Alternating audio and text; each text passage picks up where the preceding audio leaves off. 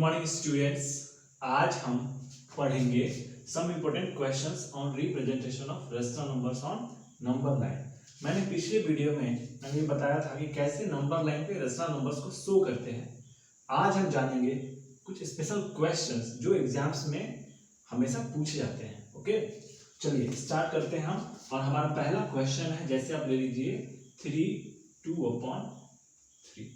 यहाँ पे आप देखिएगा कि सर ये जो फ्रैक्शन में आप रेशनल नंबर लिखे हैं ये क्या है, एक मिक्स्ड फ्रैक्शन है जिसमें 3 होल है एंड 2/3 है। हम जानते हैं सर इसका अगर सॉल्यूशन अगर बनाओ तो आपको पहले रफली समझना पड़ेगा। यहाँ समझो, जैसे 3:2:3 है, हम इसको कैसे लिख सकते हैं, यानी कि 3 + 2/3। हमने पढ़ा है सर मिक्स्ड फ्रैक्शन को 3 होल 2/3 को हम 3 + 2/3 भी लिख सकते हैं, यानी कि 3 हमारा जो है वो कंप्लीट हो चुका है और जो बच गया वो 2/3 है। यानी कि 3 जो है ये हमारे पास है और ये कितना बड़ा है, ये 1 से बड़ा है कि छोटा, हमें कंपेयर करना होगा ताकि हम नंबर लाइन पे पता कर सके कि ये जो नंबर है ये किन किन नंबर्स के बीच में लाई करेगा, तभी तो हम बना पाएंगे। तो आप देखो 3 तो कंप्लीट हो चुका है और 2/3 बचा हुआ है। आप जैसे ही 2/3 में देखोगे 3 जो है वो डिनोमिनेटर है, 2 न्यूमरेटर। डिनोमिनेटर जो है वो बड़ा है किससे, न्यूमरेटर से। Denominator is greater than numerator. जब भी ऐसा केस होता है सर, तो मैंने बताया था आप लोगों को कि 2/3 यहाँ पे क्या हो जाएगा, 1 से छोटा। जब डिनोमिनेटर बड़ा न्यूमरेटर के रिस्पेक्ट में, तब जो फ्रैक्शन होगा वो 1 से छोटा।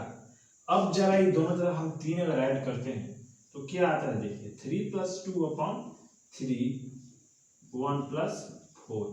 इसको अब अगर आप सॉल्व करते हैं तो ये हो जाएगा 3 + 2/3 इज, यहाँ पे अपना 3 हुआ, सॉरी इधर कीजिएगा आएगा 4, यानी कि ये 3 होल 2/3 है, ये किससे छोटा है, 4 से छोटा का साइन है यहाँ पे। क्लियर है, समझ में आ रहा। और ये नंबर किससे ज्यादा था, तो 3 से ज्यादा था। 3 से कितना ज्यादा था, 2/3 ज्यादा था। यानी कि हम ये कह सकते हैं कि ये जो नंबर है 3/2/3 लाइज बिटवीन, बताइए किसमें लाई करेगा, लाइज बिटवीन 3 and 4।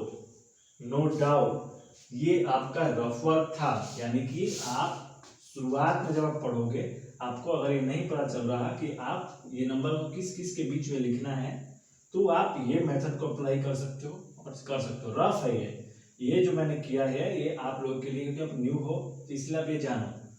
अब जब आपको लगातार आप क्वेश्चंस बहुत सारे प्रैक्टिस कर लोगे तो फिर आपको ये देख कर नहीं समझ में आ जाएगा हाँ सर कौन किसके बीच में लाई करेगा। क्लियर है, यहाँ पे हमने समझ लिया। अब आपका एग्जैक्ट सॉल्यूशन यहाँ चल रहा, आपका मेन सॉल्यूशन क्या है, ये है, ये रफ था। अब देखिए आपको फर्स्ट लाइन में ऐसे लिख देना है 3/2/3 lies between 3 and 4। Next step क्या था, जैसे मैंने पिछले वीडियोस में दिखाया था, सिंपली क्या करना है, नंबर लाइन को हम ड्रॉ कर देंगे। एक तरफ +∞, एक तरफ -∞। क्लियर है, समझ में आ रहा है। क्या किए सर, एक तरफ +∞, एक तरफ -∞, देखिए नंबर लाइन ड्रॉ कर दिए। आप लोग नंबर लाइन स्केल से ड्रॉ करोगे ताकि ज्यादा स्ट्रेट ड्रॉ। अब ये जो नंबर है बाबू, ये पॉजिटिव है कि नेगेटिव, डेफिनेटली ये पॉजिटिव है, यानी कि हमें राइट हैंड साइड में जाना है ना कि लेफ्ट हैंड साइड। तो हमें ज्यादा नेगेटिव पार्ट को शो करने की जरूरत नहीं है। सिंपली हम यहाँ पे -1 इधर कहीं लाई कर रहा होगा, ठीक है। हम यहाँ क्या करेंगे, मैन कर देंगे 1 2, यहाँ आएंगे सर तो हमें मिल जाएगा 3,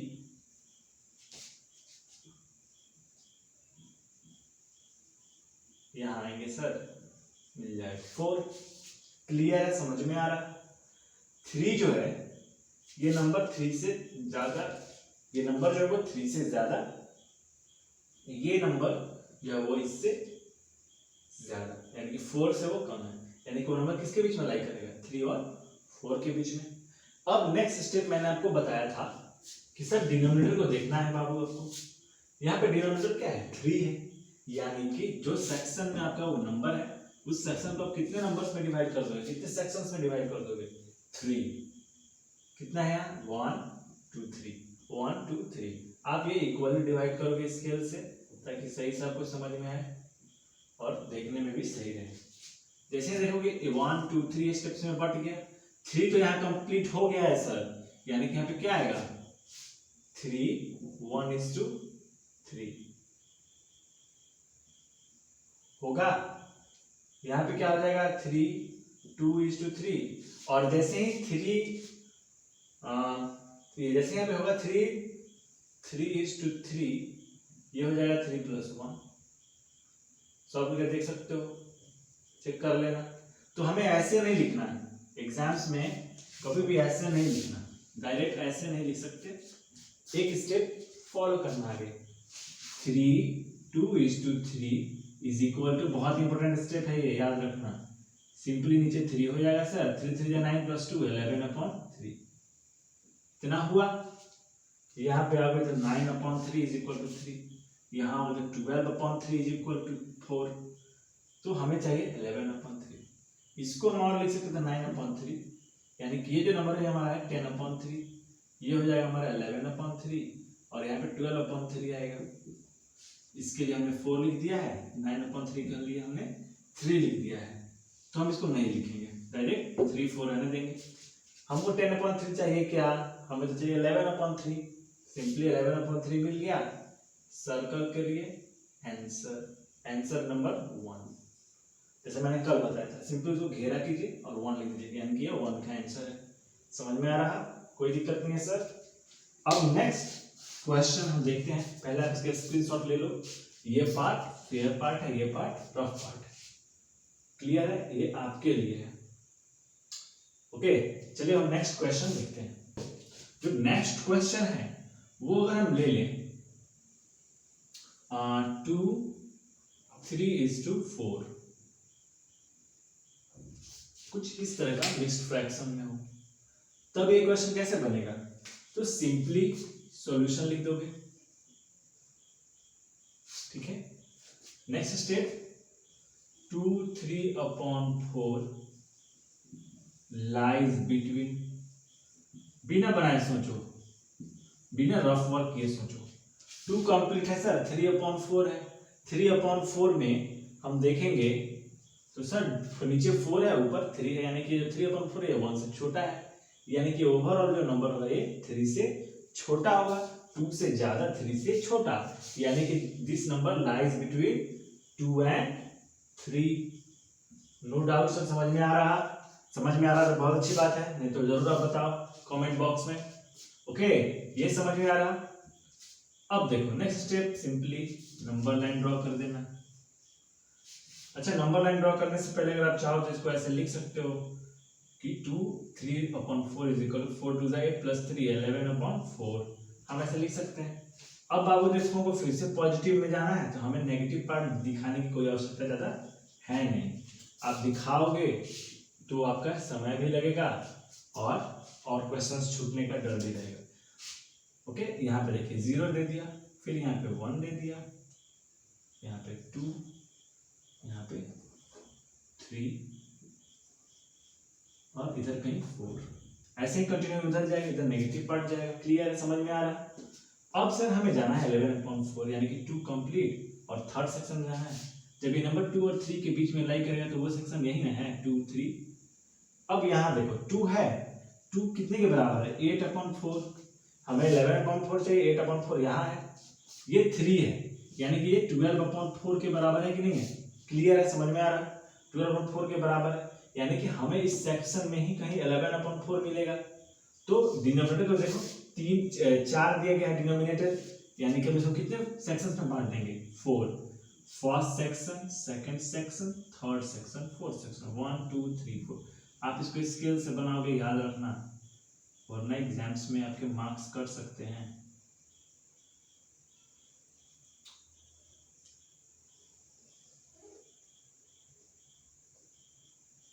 क्लियर है, समझ में आया? अब ये जो है ये हमारा 9/4, 10/4, ये 11/4। अब जो ये 11/4 है यही ना आंसर चाहिए, तो सिंपली क्या करेंगे हम